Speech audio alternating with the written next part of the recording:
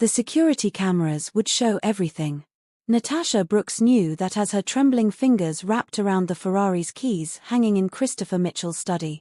Outside the mansion's tall windows, storm clouds gathered like witnesses to what everyone would call theft. Her heart hammered against her ribs as she thought about Grace, the 7-year-old girl who had been under her care for 6 months, now missing somewhere on the vast estate grounds during an asthma attack. 20 minutes ago, Natasha had checked on Grace during her afternoon rest time. The little girl's bed was empty.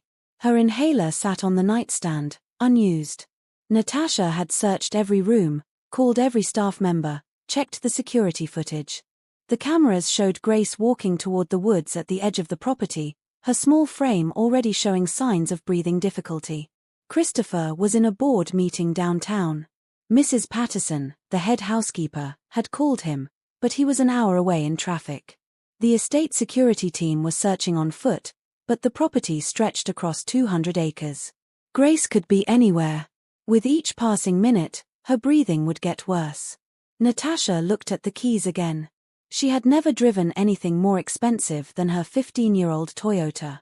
The red Ferrari in the garage cost more than she would make in 10 years of cleaning houses. Taking it without permission could get her arrested. But leaving Grace out there could cost the child her life. The choice was simple, really. She ran to the garage, her work shoes slapping against the marble floors. The Ferrari sat gleaming under the lights, a machine built for speed. Natasha had watched Christopher drive it enough times to know the basics. She climbed in, adjusted the seat, and turned the key. The engine roared to life with a sound that seemed to announce her crime to the whole world. Mrs. Patterson appeared at the garage door, her face pale. "Natasha, what are you doing? You cannot take that car. Grace is dying out there." Natasha's voice was steady despite her shaking hands. "I'm going to find her." She pressed the gas pedal.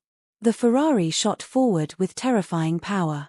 Behind her, she heard Mrs. Patterson shouting, probably calling the police. Natasha did not care. She had made her choice, and she would face whatever came next. The car handled like a wild animal barely under control. Natasha gripped the wheel and pointed it toward the woods where Grace had disappeared. Rain started to fall, and thunder rolled across the darkening sky. Have you ever had to choose between doing what is right and following the rules? Drop a comment below and let me know what you would do in Natasha's situation.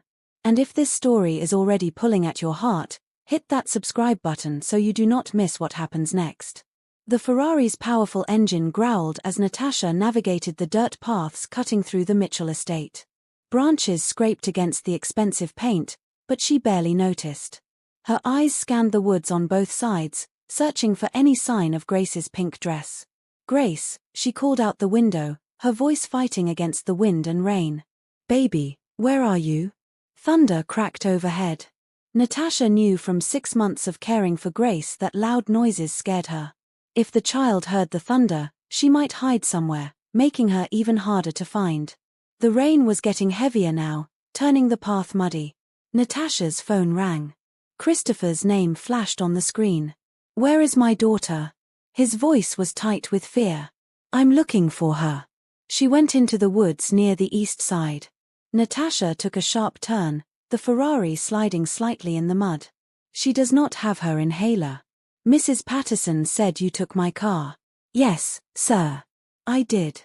I am sorry, but I could not wait." There was a pause. "Find my daughter, Natasha. Nothing else matters right now." He hung up.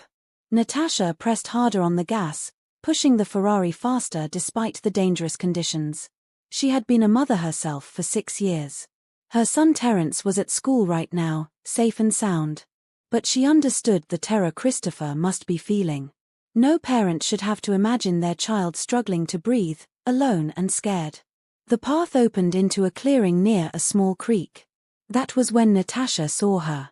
Grace lay crumpled on the muddy bank, her pink dress soaked, her chest heaving with effort. Her lips had a blue tint that made Natasha's blood run cold. The little girl was conscious but barely, her eyes unfocused. Natasha slammed the brakes and jumped out of the Ferrari, not bothering to close the door.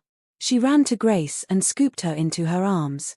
The child's breathing was shallow and wheezing, each breath a struggle. "I have got you, baby. I have got you." Natasha pulled out her phone with shaking fingers and dialed 911. "This is an emergency. I have a 7-year-old girl having a severe asthma attack. We are on the Mitchell estate, about a mile into the woods from the main house." The dispatcher started asking questions. Natasha answered while checking Grace's pulse, remembering the first aid videos she had watched on YouTube when she first started caring for the chronically ill child. She tilted Grace's head back slightly to open her airway and kept her in a position that made breathing easier. "The ambulance is 10 minutes away," the dispatcher said. "Can you get her to the main road?" Natasha looked at the Ferrari, then at Grace's blue lips. "I can do better than that. I am bringing her to the hospital myself." She carried Grace to the car, placed her carefully in the passenger seat, and buckled her in. Grace's eyes flickered open for a moment. "Miss Natasha," she whispered. "Hush now, baby. Save your breath. I am getting you help." Natasha put the Ferrari in gear and headed back toward the main road. She had never driven this fast in her life, but Grace's labored breathing gave her courage. The hospital was 15 minutes away. The ambulance would take at least 20 minutes to arrive and transport Grace. She could not afford to wait. The Ferrari flew down the estate driveway and onto the main highway. Natasha kept one hand on the wheel and one hand on Grace's shoulder, monitoring her breathing. Cars honked as she weaved through traffic, but she did not slow down. "Stay with me, Grace. Your daddy is waiting for you. Terrence wants to play with you tomorrow. You have to stay with me." Grace's hand found Natasha's and squeezed weakly. 10 minutes later, Natasha screeched to a stop in front of the emergency room entrance. She grabbed Grace and ran inside, shouting for help. Nurses swarmed around Natasha the moment she burst through the emergency room doors with Grace in her arms. A doctor appeared, took one look at Grace's blue-tinged lips and struggling chest, and barked orders to his team. "Severe asthma attack, possible respiratory failure. Get her on oxygen now. Prepare the nebulizer. I need vitals immediately." They lifted Grace from Natasha's arms and placed her on a gurney. Natasha tried to follow, but a nurse gently pushed her back. "Let them work. You did good getting her here so fast." "What is her name?" "Grace Mitchell. She is 7 years old. She has chronic asthma. Her father is Christopher Mitchell." Natasha's voice shook as she gave the information. "He is on his way." The nurse nodded and disappeared behind the emergency room curtains where they had taken Grace. Natasha stood in the waiting area, suddenly aware that she was covered in mud and soaking wet. Her uniform clung to her skin. She looked down at her hands and saw they were still shaking. A security guard approached her. "Miss, is that your Ferrari out front? You cannot park there." Natasha almost laughed.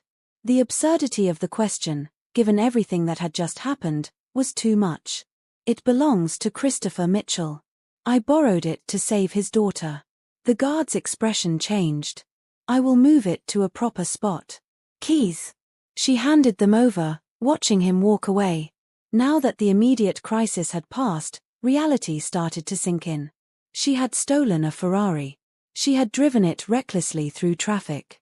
She had probably caused thousands of dollars in damage pushing it through the woods. Even if Grace survived, Natasha would likely face consequences. She might lose her job. She might face charges. But Grace's life was worth more than any car, any job, any consequence. 20 minutes later, Christopher Mitchell burst through the emergency room doors. His expensive suit was wrinkled, his hair messy from running his hands through it. His eyes were wild with fear until they landed on Natasha. "Where is she?" "They took her back. The doctors are with her now." Natasha stood, smoothing down her dirty uniform uselessly. "Mr. Mitchell, I am so sorry about your car. I know I should not have taken it, but Grace was dying and I could not." He crossed the distance between them in 3 long strides. For a moment, Natasha thought he might yell. Instead, he pulled her into a brief, tight hug. "You saved my daughter's life." His voice was rough with emotion. "Nothing else matters." A doctor emerged from behind the curtains, and Christopher released Natasha to face him. "Mr. Mitchell?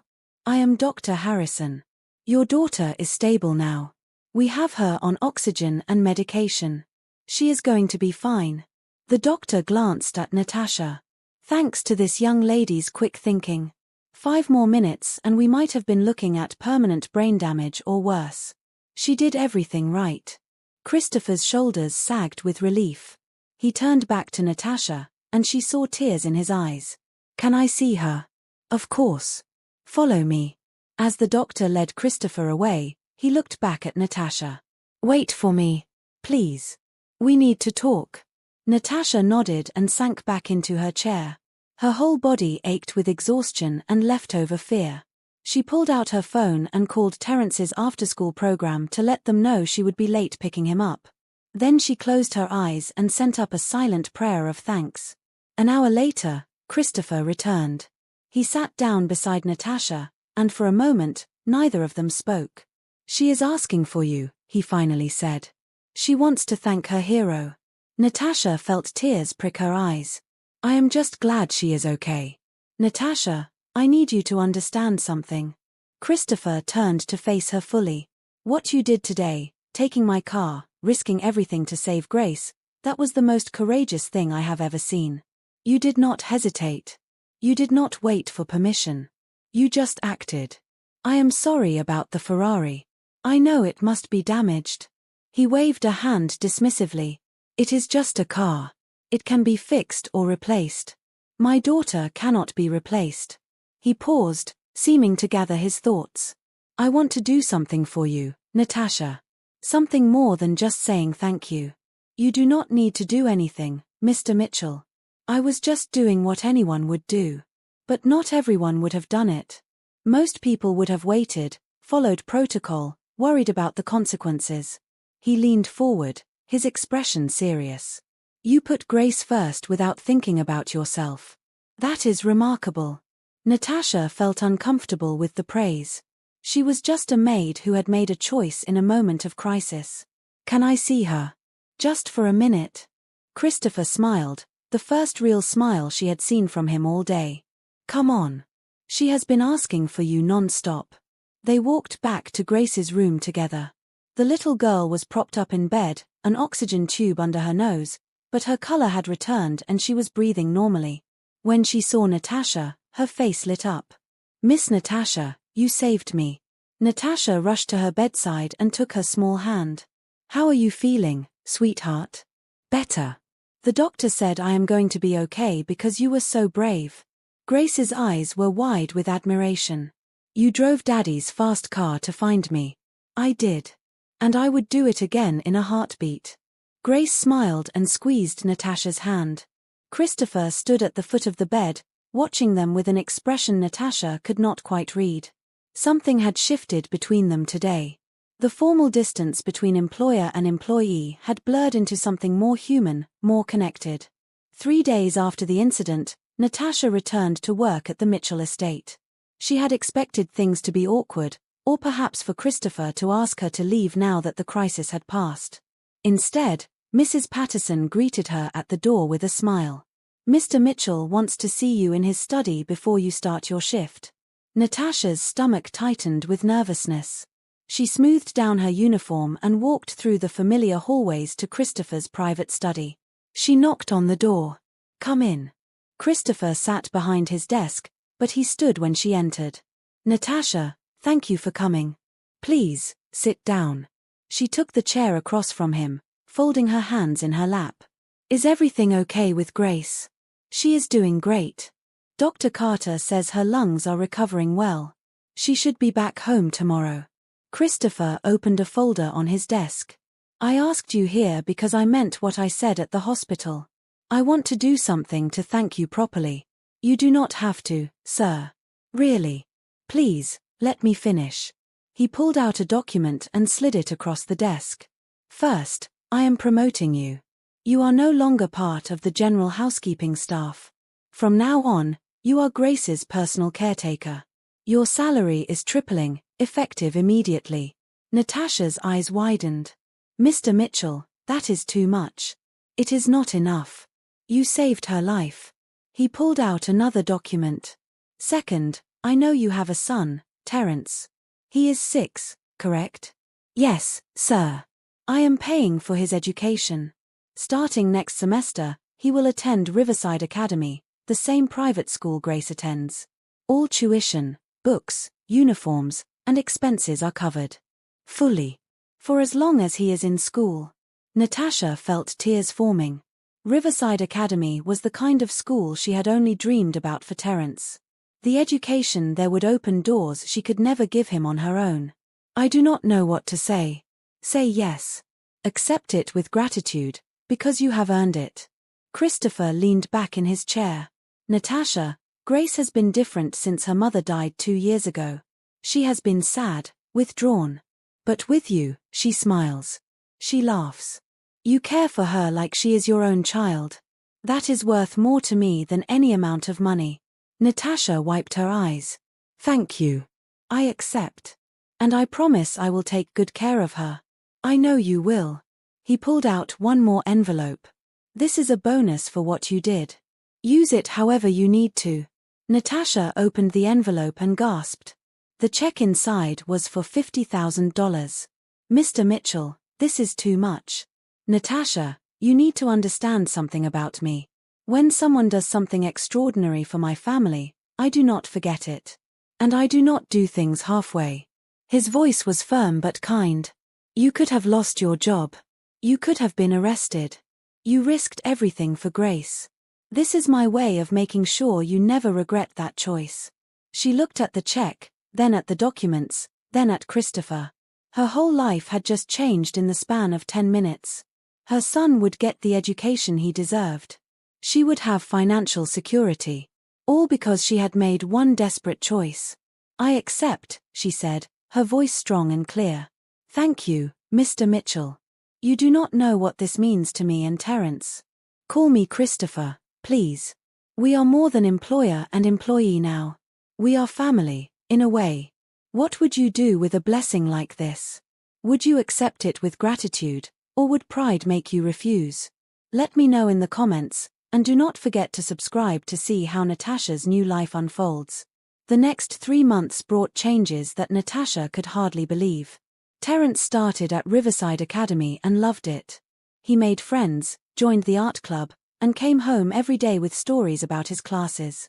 Grace returned from the hospital healthier and happier, and the 2 children quickly became inseparable. Natasha's new role as Grace's personal caretaker meant she spent most of her time with the little girl. They did homework together, went to doctor appointments, and had long talks about everything from school to the stars. Grace trusted Natasha completely, and that trust filled something in Natasha's heart that had been empty for a long time. Christopher noticed. He started coming home earlier from work, joining Natasha and Grace for dinner more often. At first, it was just to check on his daughter's recovery. But as the weeks passed, he seemed to enjoy the family atmosphere that had grown around his table. One evening, after Grace had gone to bed, Christopher found Natasha cleaning up the dinner dishes in the kitchen. You know we have staff for that, he said, leaning against the doorframe. Old habits. Natasha smiled and rinsed a plate. Besides, I do not mind. Can I ask you something personal? Natasha looked at him, surprised. In all their interactions, Christopher had been professional and kind, but never personal. Of course. How do you do it? Raise Terence alone, work full-time, and still have the energy to care for Grace the way you do? She thought about the question. I do not really have a choice. Terence's father left when I was pregnant. My mom passed away when Terence was 2. It has been just us for a long time. She dried her hands on a towel. You figure out how to keep going because the people you love need you to. Christopher was quiet for a moment. I understand that. After my wife died, I thought about giving up 100 times. But Grace needed me to be strong. What was she like? Your wife. Catherine was wonderful. Smart, funny, kind. He smiled sadly. She died in a car accident. 1 minute she was here, and the next she was gone. Grace still asks about her sometimes. I am sorry. That must have been terrible. It was. But having you here has helped. Grace is more like herself than she has been in 2 years. She laughs again. She plays. She feels safe. He met Natasha's eyes. You did that. The warmth in his gaze made Natasha's heart skip. She looked away, suddenly flustered. I should check on the boys. I left them watching a movie in the living room. She hurried past him, her pulse racing. Something was changing between them, something that felt dangerous and exciting at the same time. She tried to push the feeling away, but it lingered. The following weekend, Christopher made an unexpected offer at breakfast. I am taking Grace to my lake house this weekend. The fresh air will be good for her lungs. He looked at Natasha, then at Terence, who was eating cereal next to Grace. I was thinking maybe you and Terence would like to come too. The boys get along so well, and there is plenty of room. Grace clapped her hands. Oh, please say yes, Miss Natasha. We can swim and have campfires and it will be so much fun. Terence looked at his mother with hopeful eyes. They had never been anywhere like a lake house. Most of their vacations consisted of visits to the public park. Are you sure? Natasha asked. That is very kind, but we do not want to intrude. You would not be intruding. I am inviting you. Christopher's expression was open and genuine. Besides, I need someone to make sure Grace does not overdo it. Doctor's orders. Natasha smiled. That was clearly an excuse, but she appreciated it anyway. Then we would love to come. Thank you. Grace and Terence cheered and immediately started planning everything they wanted to do at the lake. Natasha watched them, then glanced at Christopher. He was watching her with that same warm expression, and this time she did not look away. The lake house turned out to be a beautiful cabin nestled in the woods, with a private dock and a view that took Natasha's breath away. Christopher showed her and Terence to their rooms, which were spacious and comfortable, then gave them a tour of the property. This was my grandfather's place, he explained as they walked down to the dock. My dad inherited it, then passed it to me. Catherine and I used to come here every summer. It is beautiful, Natasha said, watching Grace and Terence throw stones into the calm water. I have not been back since she died. This is the first time. Christopher looked out at the lake. I thought it would hurt more, but having you here makes it feel less lonely. That evening, after the children had fallen asleep exhausted from swimming and exploring, Natasha and Christopher sat on the porch with glasses of lemonade. The stars were brighter here than in the city, scattered across the sky like diamonds. Can I tell you something? Christopher said after a long, comfortable silence. Of course. When Catherine died, I thought I would never feel whole again. I threw myself into work, into making sure Grace had everything she needed, but inside I was empty. He turned to look at Natasha. These past few months, that has changed. You brought light back into our lives. Both of you. Natasha's heart pounded. Christopher. I know this is complicated. I am your employer. There are rules and boundaries. But I cannot keep pretending I do not feel something when you are around. His voice was soft but honest. I am not asking for anything. I just needed you to know. Natasha looked at her hands, processing his words. She had felt it too, the growing connection, the way her pulse quickened when he walked into a room. But she had told herself it was impossible, that men like Christopher Mitchell did not fall for women like her. I feel it too, she admitted quietly.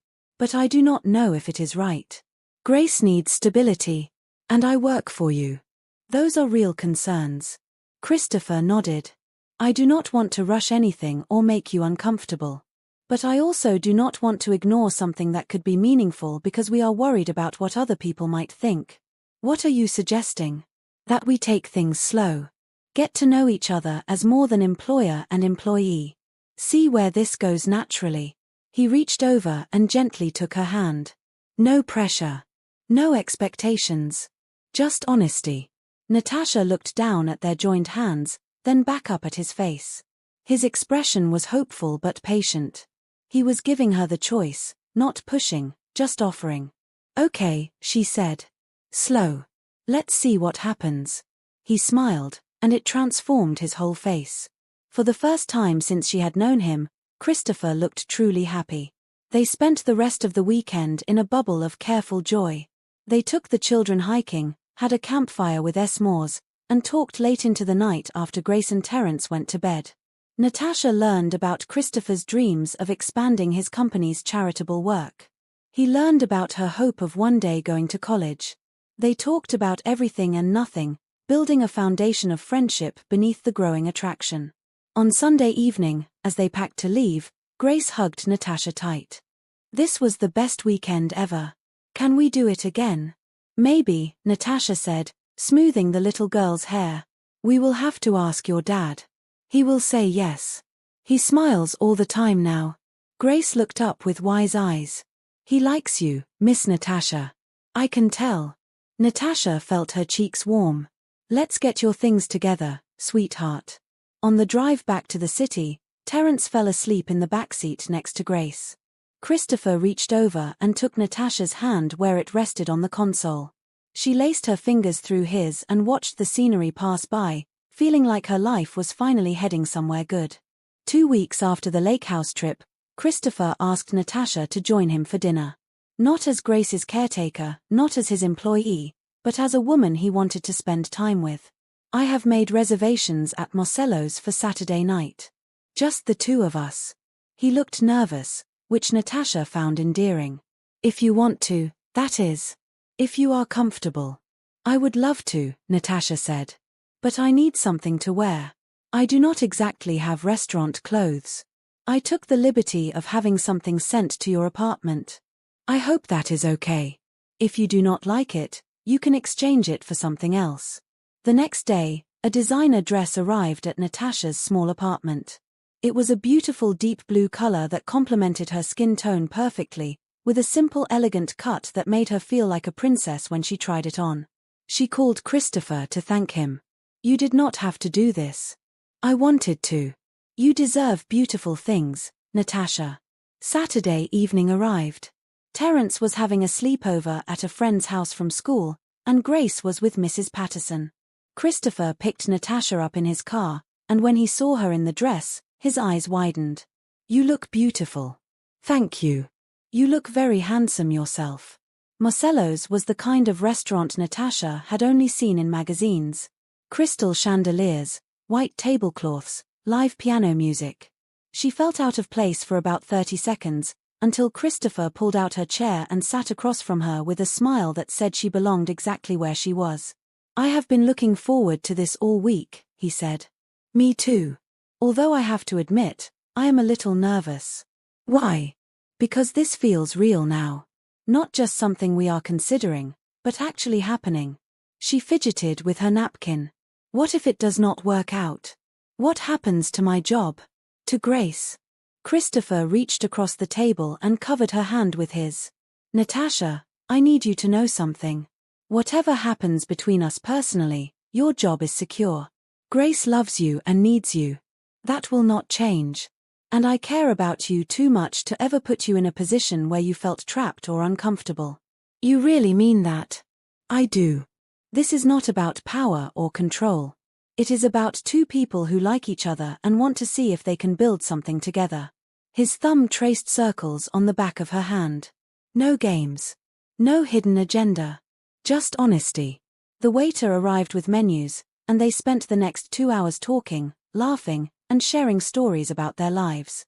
Christopher told her about building his company from nothing, about the fear and excitement of taking risks. Natasha told him about her dreams of studying nursing, about wanting to help people the way she had helped Grace. "Why did you not go to college after high school?" Christopher asked. "I got pregnant with Terence during my senior year. His father left, and I needed to work. College seemed impossible." She shrugged. "But maybe someday. Why not now? I have responsibilities. Terence, Grace, my job. What if I told you I would support you? Pay for classes, adjust your schedule so you could study?" Christopher leaned forward. "You saved my daughter's life, Natasha. Letting you pursue your dreams seems like the least I can do." She felt tears forming. "You have already done so much.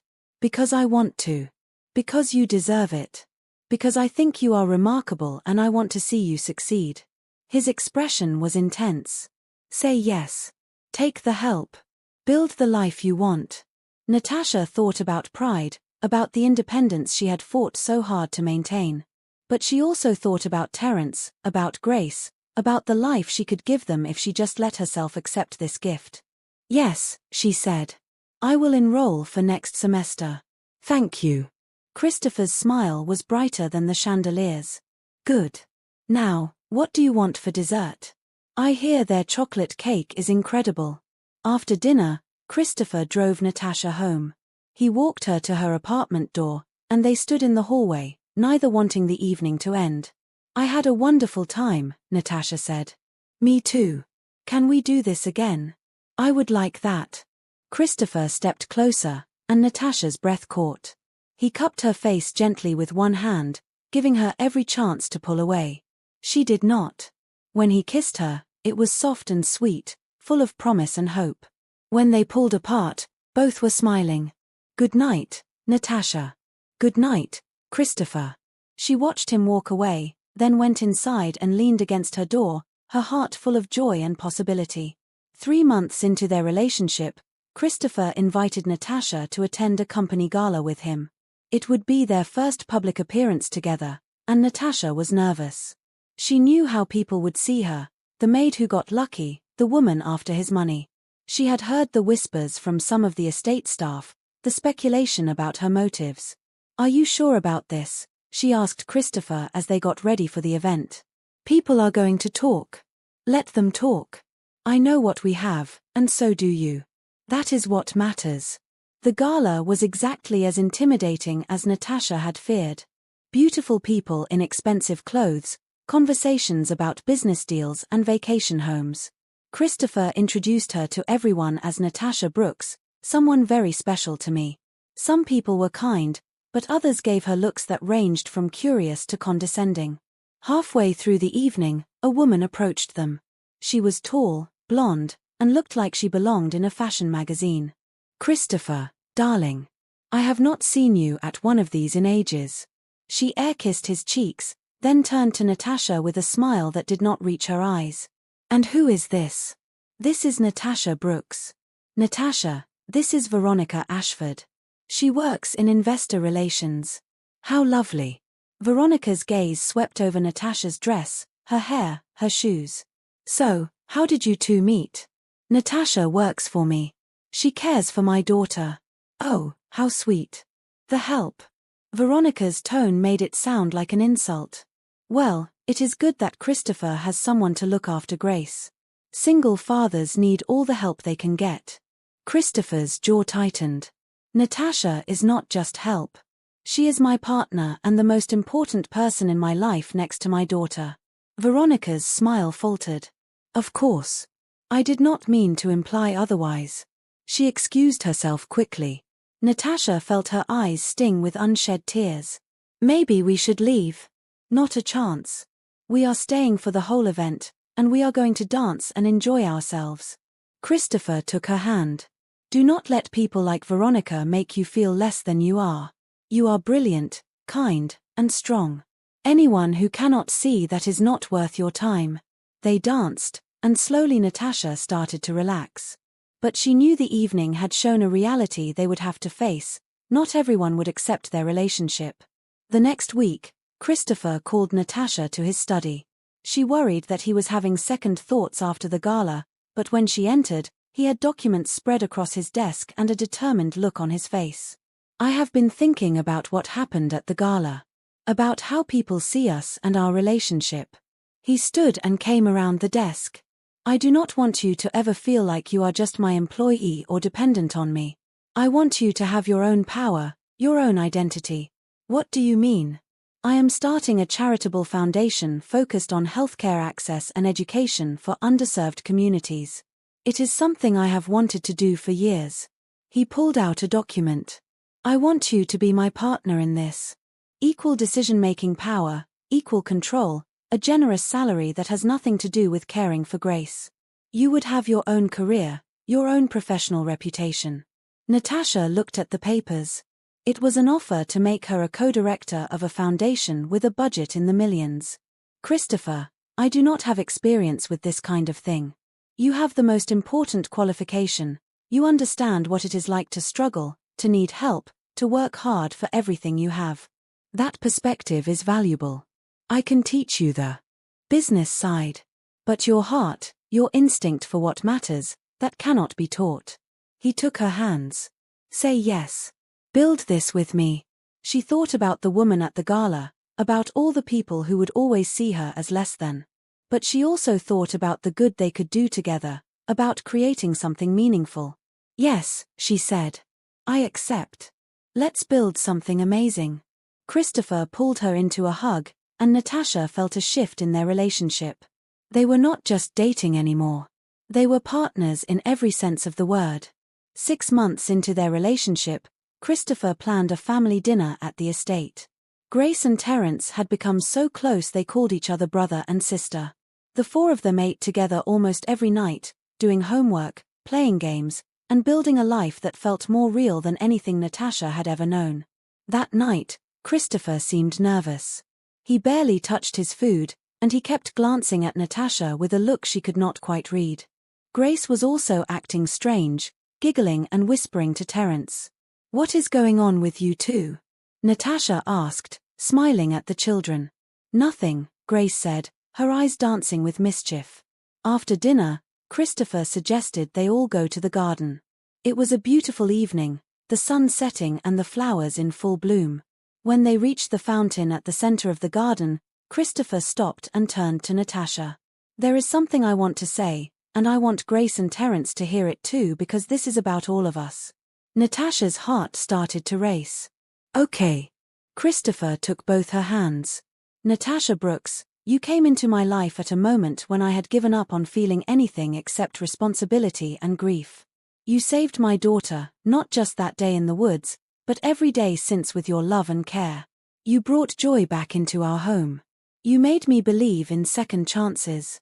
Grace and Terence were holding hands, watching with wide eyes. I love you, Christopher continued.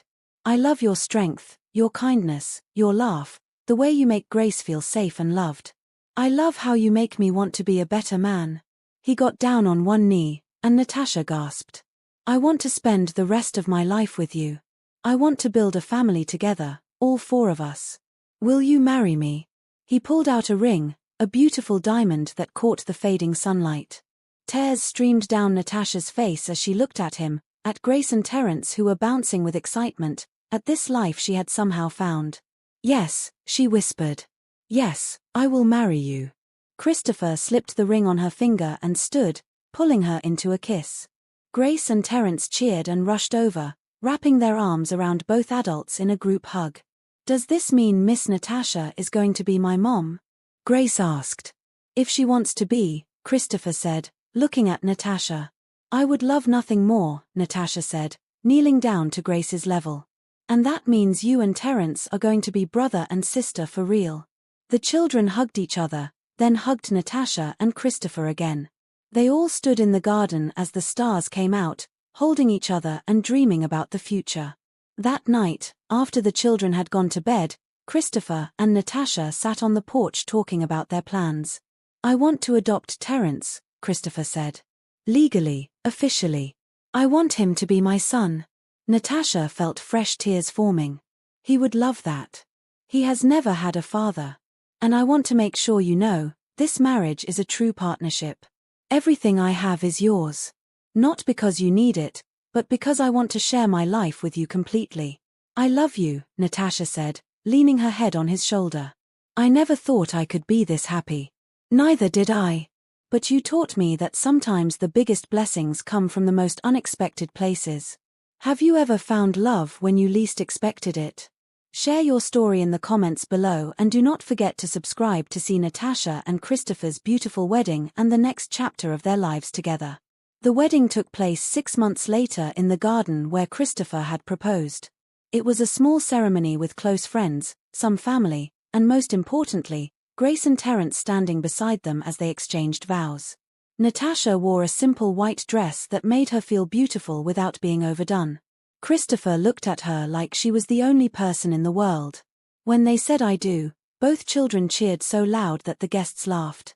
At the reception, Natasha danced with her new husband while Grace and Terence danced nearby, already acting like the siblings they were about to officially become. The adoption papers for Terence had been finalized the week before, and he proudly told everyone his name was now Terence Brooks Mitchell. Dr. Renee Carter approached Natasha during a quiet moment. "I just wanted to say congratulations. I have been Grace's doctor since she was born, and I have never seen her this healthy and happy. You have been good for her. She has been good for me too. For all of us." The foundation that Natasha and Christopher had started together was already making a difference. They had opened 3 community health clinics and started a scholarship program for single parents pursuing healthcare careers. Natasha had enrolled in nursing school and was excelling, using her experience with Grace to fuel her passion for pediatric care. As the evening wore on, Christopher pulled Natasha aside to a quiet corner of the garden. "I have a wedding present for you. Well, for us. You did not have to get me anything. This whole day is perfect. Just trust me." He handed her a folder. "Open it." Inside were blueprints for a house. Not the mansion they currently lived in, but something new, designed with input from both of them. It had a big kitchen where they could cook together, a playroom for the kids, a home office for Natasha's foundation work, and a library Christopher had insisted on. "We are building this?" Natasha asked, amazed. "We are. A house that belongs to all of us, built for our family. Construction starts next month." Natasha threw her arms around his neck.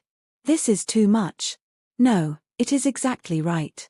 We are building a life together, Natasha. A real life, where every decision is ours to make." 3 months after the wedding, Natasha called Christopher at work with news that made him leave a meeting immediately to come home. "I am pregnant," she told him, her hand on her still flat stomach. Christopher picked her up and spun her around, both of them laughing and crying at the same time. Grace and Terence were equally excited when they heard the news. They immediately started planning what kind of sibling they wanted, arguing good-naturedly about names and nursery colors. The new house was finished before the baby arrived. Moving day was chaos, with boxes everywhere and the children running through empty rooms claiming their spaces. But it felt right, this new beginning in a space they had created together. Natasha stood in the kitchen, looking out at the backyard where Christopher was pushing both kids on the swing set he had installed. Her hand rested on her growing belly, and she thought about the path that had led her here. A year and a half ago, she had been a struggling single mother working as a maid, wondering if things would ever get easier. She had stolen a Ferrari to save a dying child, not knowing that choice would change everything. Not just the dramatic rescue, but the daily choices that followed, accepting help, opening her heart, believing she deserved more than survival. Christopher came inside, his shirt untucked and his hair messy from playing with the kids. "What are you thinking about?" he asked, wrapping his arms around her from behind. "Just how far we have come. How different life is now. Better. So much better. I never knew I could be this happy." He kissed her neck. "You taught me something important, you know. That courage is not just about big dramatic moments. It is also about accepting love when it is offered, taking help when you need it, and building something new when you get a second chance. I learned that from you too." Grace and Terence burst through the door, arguing about whose turn it was to pick the movie for family night. Natasha and Christopher laughed and separated to mediate the dispute. This was her life now, beautiful chaos, unconditional love, and a family built on choice and courage. That night, after the children had finally fallen asleep and she and Christopher lay in bed together, Natasha thought about everything that had happened. The fear, the risks, the moments when she could have said no to the blessings being offered. But she had chosen to accept, to trust, to believe that she deserved good things. "Thank you," she whispered to Christopher in the darkness. "For what?" "For seeing me. For loving me. For choosing us." He pulled her closer. "Thank you for being brave enough to take my Ferrari and show me what real courage looks like." They fell asleep holding each other, two people who had found their way home through desperation, choice, and grace.